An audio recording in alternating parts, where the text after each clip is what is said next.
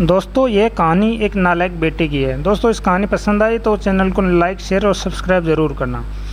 बेटा हमारा एक्सीडेंट हो गया है, मुझे ज़्यादा चोट नहीं आई है पर तेरी माँ की हालत गंभीर है, कुछ पैसों की ज़रूरत है और तेरी माँ को खून चढ़ाना है। 62 साल के राघव जी ने अपने बड़े बेटे से फ़ोन पर कहा, पापा मैं बहुत व्यस्त हूँ, आजकल मेरा आना नहीं हो सकेगा, मुझे विदेश में नौकरी का पैकेज मिल रहा है तो मैं उसी की तैयारी कर रहा हूँ। ये उनके बड़े बेटे ने उनको फ़ोन पर कहा, आपका भी तो यही सपना था ना, इसलिए हाथ भी तंग चल रहा है, पैसे की व्यवस्था कर लीजिए, मैं बाद में दे दूंगा। उनके बड़े इंजीनियर बेटे ने जवाब दिया।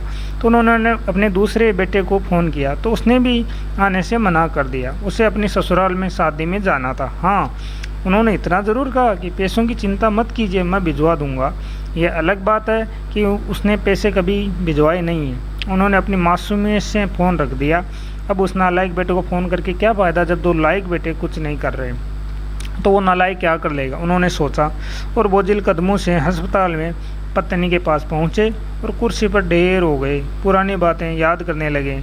राघव राय जी स्कूल के शिक्षक थे, उनके 3 बेटे और एक बेटी थी। बड़ा इंजीनियर, मझला डॉक्टर, दोनों की शादी बड़े घराने में हुई थी। दोनों की अपनी पत्नियों के साथ अलग अलग शहरों में रहते थे। बेटी की शादी भी उन्होंने खूब धाम से की थी। सबसे छोटा बेटा पढ़ाई में ध्यान नहीं लगा पाया था, 11वीं के बाद उसने पढ़ाई छोड़ दी थी और घर में ही रहने लगा था। कहता था मुझे नौकरी नहीं करनी, अपने माता पिता की सेवा करनी है, पर मास्टर साहब तो उनसे बहुत नाराज़ रहते थे, तो उन्होंने उसका नाम नालायक रख दिया।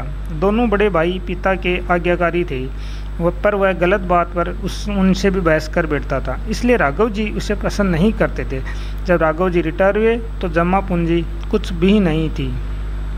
सारी बचत दोनों बच्चों की उच्च शिक्षा और बेटी की शादी में खर्च हो गई। शहर में एक बार थोड़ी सी ज़मीन और गांव में थोड़ी सी ज़मीन थी। घर का खर्च उनकी पेंशन से चल रहा था। राघव जी को जब लगा छोटा सुधरने वाला नहीं है तो उन्होंने बंटवारा कर दिया और उससे के हिस्से की ज़मीन देकर उसे गांव में ही रहने के लिए भेज दिया। हालांकि उसे जाना नहीं था, पर पिता की जिद के आगे वह झुक गया, गाँव में ही झोंपड़ी बनाकर रहने लगा। राघव जी सबसे अपने होनहार और लायक बेटों की बड़ाई किया करते थे। उनका सीना गर्व से चौड़ा हो जाता था, पर नालायक का कोई नाम नहीं लेता था। 2 दिन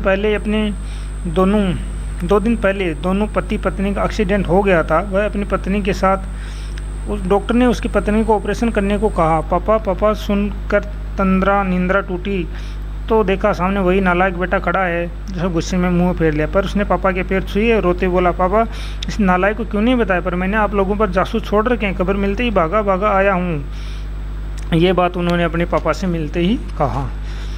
पापा के विरोध के बावजूद उन्होंने एक बड़े अस्पताल में भर्ती कराया, माँ का ऑपरेशन कराया, अपना खून दिया, दिन रात उनकी सेवा में लगा रहा। एक दिन वह गायब हो गया।